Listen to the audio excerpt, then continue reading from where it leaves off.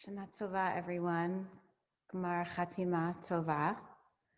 So pleased to introduce longtime Beth Israel member Jeff Cohen, who will chant the blessings over our Haftarah for Yom Kippur afternoon, and then share with us a beautiful drash on the Haftarah reading about Jonah, written by Rabbi Amy Perlin. Thank you, Jeff. Baruch atah Adonai Eloheinu melech haolam asher bachar b'nvi'im tovim ratza v'divreihem hane'emarim be'emet. Baruch atah Adonai abocher b'Torah uv'Moshe avdo of Yisrael Amo, of Inviei Ha'emet V'Tzedek.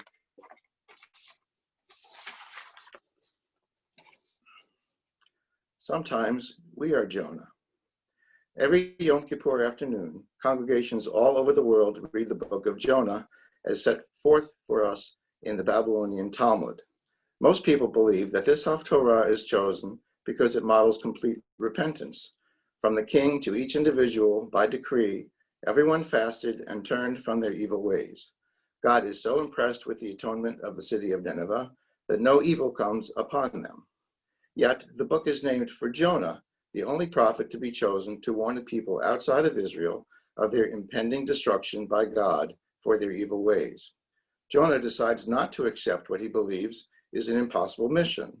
Eventually, he realizes that it is futile to run and impossible to hide. Ultimately, he fulfills God's mission to warn the people of Nineveh of their impending doom. But once his job is done, Jonah is still a very unhappy prophet.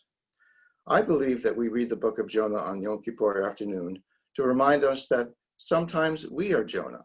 We run, we are swallowed up, we are spit out. We have times when the responsibility of the world is thrust upon our shoulders, and we have times when we feel very much alone.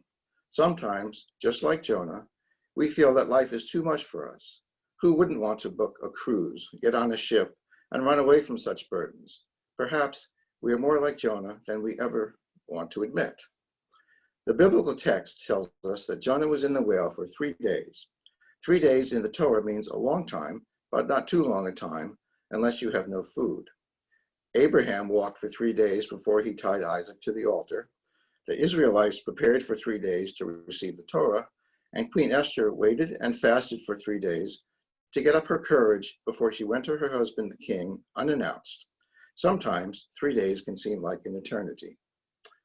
What would you do if you had 3 days with no phone, no food, no internet, or no television, no place to go, and no one to see? What might one do with 3 days of isolation? We are not given a clue about what Jonah did for his 3 days in the whale, but the rabbis who studied the book have speculated. Rashi, the great French commentator of 11th century France, said, God showed Jonah the Red Sea and how the Jews passed through it, for the eyes of the fish were as 2 windows, and he looked and saw all that was in the sea.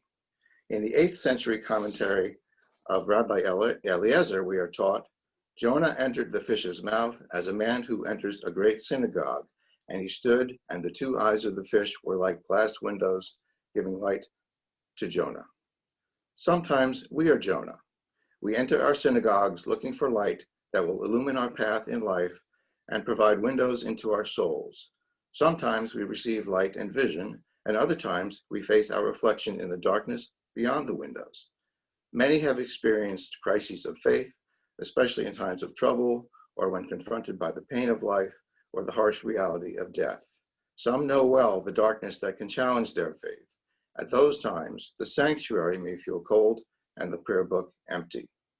Jonah wasn't doing nothing for 3 days and 3 nights. I believe he was taking time to reflect and examine his thoughts and actions. That is not nothing. With time to think, Jonah was forced to confront his fears, his loneliness, his mistakes, and his God. We are Jonah, doing exactly the same thing for our sacred days of awe. In chapter 2, verse 2, Jonah prays to the Lord his God from the belly of the fish. His prayer is heartfelt and sincere. Fearing for his life, conflicted and alone, Jonah finds his God and his purpose. He resolves to fulfill his prophetic mission. You can't give yourself to others or to a religion or to a belief without knowing who you are. And you can't know yourself without giving yourself time to dream, to fear, to explore, to wonder, and even to hurt.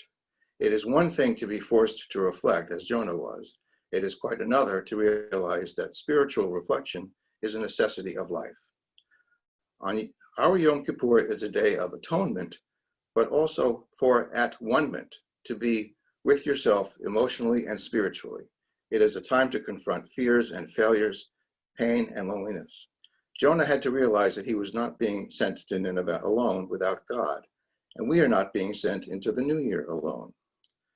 Jonah was asked, "What is your business? Where have you come from? What is your country? And of what people are you?" Even in his confusion and trouble, he responds to the most important of these questions, the last one, with certainty. I am a Hebrew. My God is the God of heaven and earth. We are Jonah when we respond with that kind of affirmation. We ask ourselves, who am I? What are my fears? What am I running from? Where am I going? Yom Kippur grounds us as Jews. On this day, we are part of a people and connected to a forgiving God who has stood by us for millennia. We are not alone.